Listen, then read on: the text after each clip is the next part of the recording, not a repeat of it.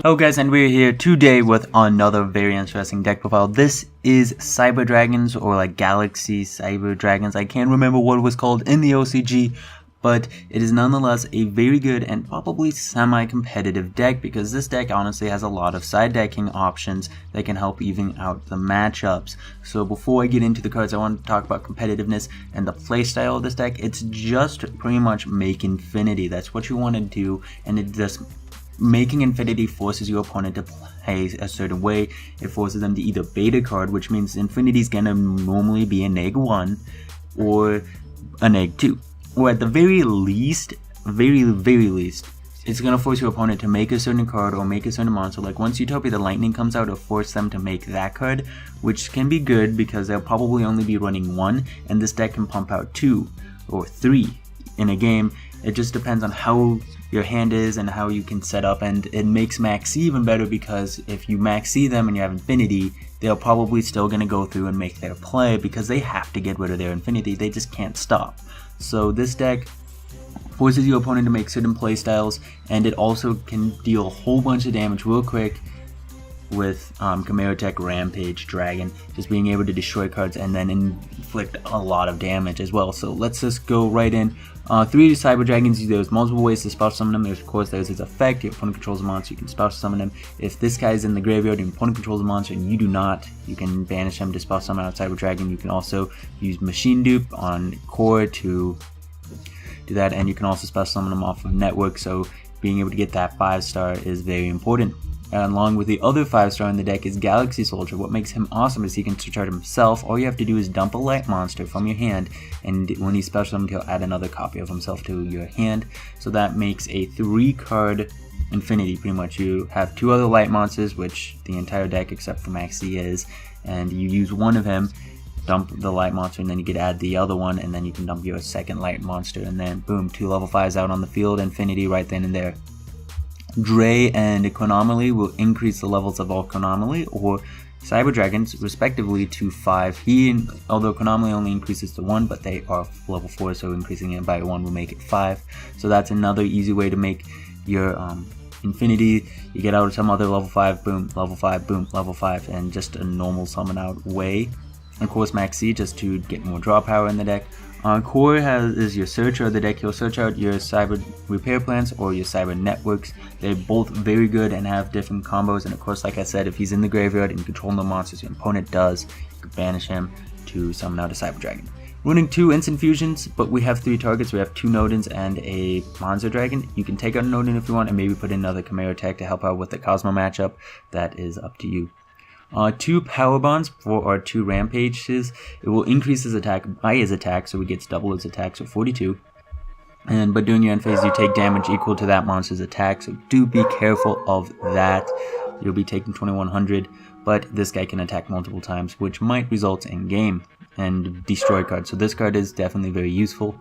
You just need to have 2 Cyber Dragons, which means 2 of these guys in your hand, or these 3 cards are considered Cyber Dragon while on the field. So if you can get these on the field, you can fusion summon with them. Machine Dupe at 3 because we want to open up with it, and Core, so that way we can get a free infinity and a search. Upstart Goblin for even more consistency. Just draw through your deck, of course. Foolish Burial. We're running Foolish Burial because, like I said, this guy in your graveyard can summon out a guy. And Cyber Repair Plant will not activate unless you have a Cyber Dragon in your graveyard. These guys are considered Cyber Dragons in your graveyard, like I was saying. So you can just either send a Core, and then you can be able to activate this and then be able to search. And this card in particular will add a light machine type monster from your deck to hand, which is the majority. All of your monsters except Max C, or you can shuffle a light machine type monster from your graveyard and deck. And if you have 3 or more Cyber Dragons in your graveyard, you can then activate both of them, which is nice. And then we're running Liminal Removal. It will get rid of your infinity if you use it while infinity is on the field, but doubling the attack is very useful, especially on a monster that can gain attack. Or on Rampage Dragon, which can attack multiple times and can put him up to 84. Twin Twister, of course, to get rid of back row. This is a semi-OTK deck, so you do want to do it and get rid of your back row, your opponent's back row, and there are plenty of cards to discard, such as your Cyber Dragons if you really don't need them, or your Cores, of course. And this card's very interesting. I've been iffy on it being at 3, being at 2, been back to forth, but this is spam the field with as many monsters as you can. During your third standby phase after it's activated, it's destroyed, but if you control a Cyber Dragon, again those two are considered Cyber Dragons while on the field, and it has to be Cyber Dragon in name. So if you have Cyber Dragon Infinity, you cannot use its effect to banish a light machine type monster from your deck. And so you can just keep on doing that, keep on deck thinning. This guy also has the effect where if he's banished, you can target a Cyber Dragon monster and it can't be destroyed by battle or by card effect that turn, which is very useful because if you have this card in hand and this card on the field, then you can make an Infinity next turn. But if this card leaves the field, so it's destroyed after your third standby phase or whatever, you can summon out as many light machine type monsters that are banished as you want, as you can. So you cannot get a battle phase that turn, but you get to make multiples infinities if this goes off. If you get to summon out, if your opponent does not get rid of this before your third standby phase, you're going to be able to make multiple infinities for nothing. Now the cards you want to banish will be your Drays, of course, your Cores, and your Chronomaly Golden Jet, probably your Jets first, and then after that would be these guys. I want to keep him in the deck because, again, if I can get two other light monsters and him in my hand, then it's a free infinity, and I don't want to have to wait 3 turns to do that. But it really puts a time limit on the game, and so that can force your opponent to do certain things, which makes it which helps you better, and helps you in the long run.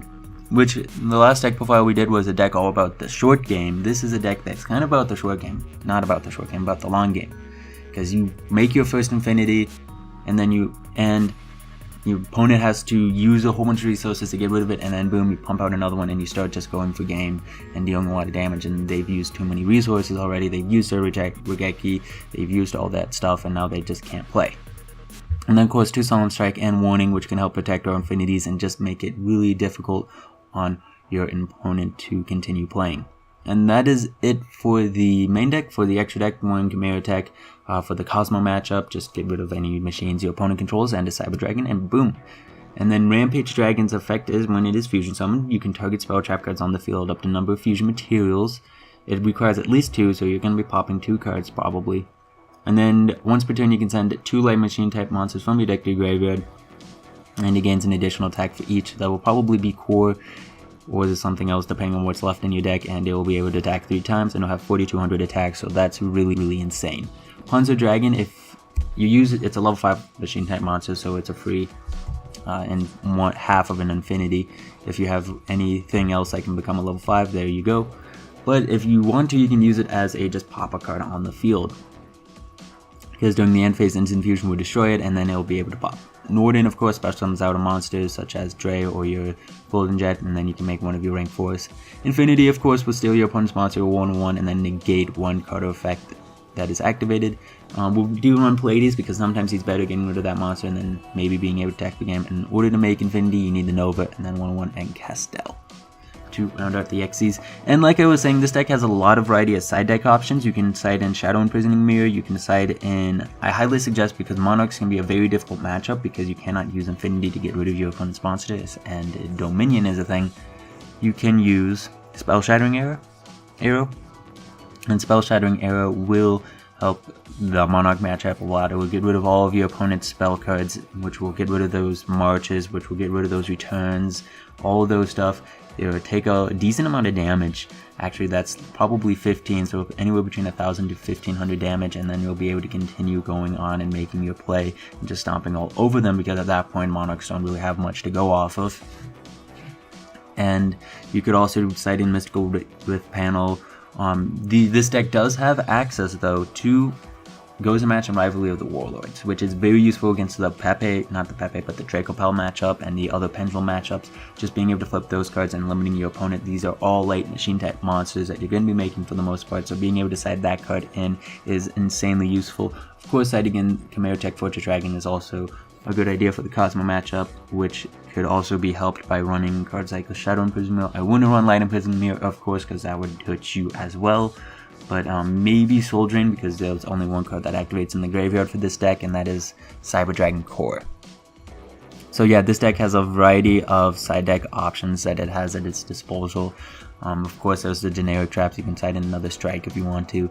So then, hopefully you guys enjoyed this deck profile. Tell me if you guys think that Cyber Dragons can be a deck this format. See you guys later.